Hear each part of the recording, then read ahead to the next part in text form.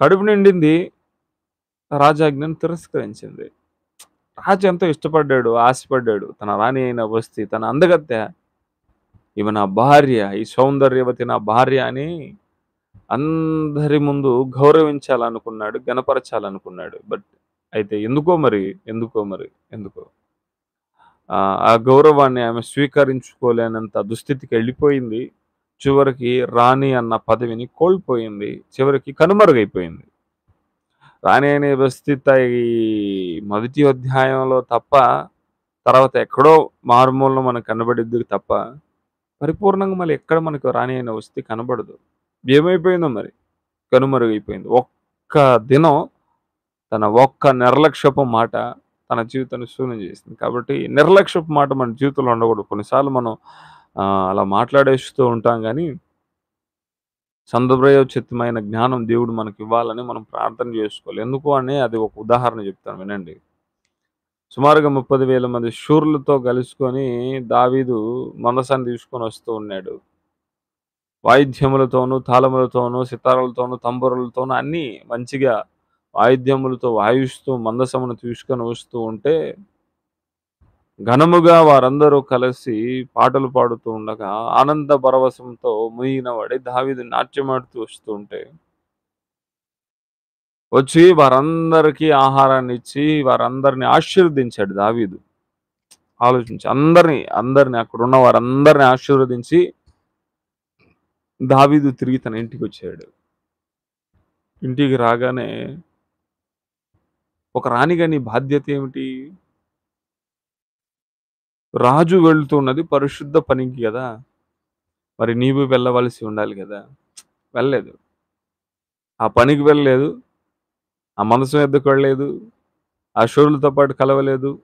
ఆ గాయకులతో పాటు స్వరమెత్తలేదు. ఆ వాయిద్యములతో వాయించే వారితో కలిసి వాయిద్యాలు వాయించలేదు. రాజు నాట్యముతో కలిసి నాట్యం చేయలేదు. దూరం నుంచి చూస్తూ ఉంది. దూరం నుంచి. అంటే పరిశుద్ధ పనికి అపవిత్రులైన వారు ఎప్పుడు దూరంగానే ఉంటారు. గుర్తుపెట్టుకోండి.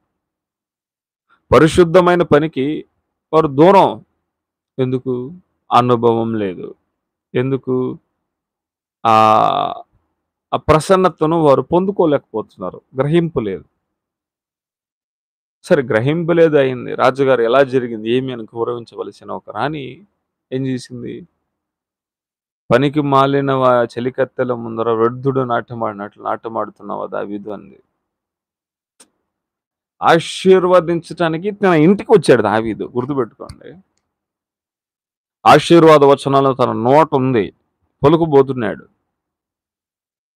ఒకడు వ్యర్థుడు పనికి మాలిన చెలికత్తెల ముందు వ్యర్థుడు నాట్యమాడినట్టు నాట్యమాడుతాండవా నా లోపు దావీదుకు ఎక్కడ లేని బాధ కలిగిన అంటాడు దావీదు. నా దేవుని యొద్ద దీనికంటే ఇంకా దీనంగా నేను ఆడతాను. ఎందుకంటే ఒకప్పుడు నా స్థితి వేరమ్మా. ఒకప్పుడు నా గతి వేరు. నేను గొర్రెల కాపరిగా ఉన్నాను. ఈరోజు నేను ఇశ్రాయేలు ప్రజలకు, యూదా ప్రజలకు నా రాజయ్యాను.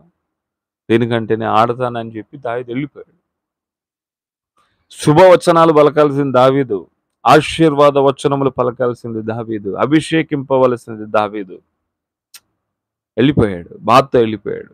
ఎప్పుడు బాధతో వెళ్ళిపోయాడో, ఆమె చనిపోయేంత వరకు ఆమెకి బిడ్డలు లేకుండా పోయారు. గొడ్రాలుగా బతికింది మరణం వరకు. తదుపరి ఆమె గురించి పెద్ద ప్రస్తావన కూడా లేదు. ఎందుకు? నోటి దులుస్తున్నాం. మనం ఇక్కడ కూడా 7వ అధ్యాయంలో మనం చూస్తే అదే సంభవం. నోటి దులుసుతనం చాలా మంది జీవితాలను నాశనం చేసిద్ది. నోటి దులుసుతనం చాలా మంది బ్రతుకుల్ని నాశనం చేసిద్ది. ఒక ఇబ్బందికరమైన మార్గంలో తీసుకెళ్ళిద్ది. ఒక కష్టతరమైన మార్గంలోనికి మనల్ని నడిపిస్తుంది. ఎనలేని శ్రమలు మన మీద మోపుతుంది. ఇది దుడుసుతనపు మాటలు. కాబట్టి నా ప్రియ సహోదరుడా, నా ప్రియ సహోదరి ఆలోచించండి. పరిశుద్ధ గ్రంథంలో దేవుడు అంటున్న మాట ఏమిటంటే, నీ నోటిని కాపాడుకో జాగ్రత్త అని దేవుడు అంటున్నాడు. మరి ఇక్కడ మనం చూసినప్పుడు రాణి అయిన ఎస్తేరు ఉంటుంది 3వ వచనంలో, రాజా నీ దృష్టికి నేను దయ పొందిన దాన్నైతే. ఇది విన్నపం నీవు ఎలా అడగాలి? రాజు యొద్ద విన్నపం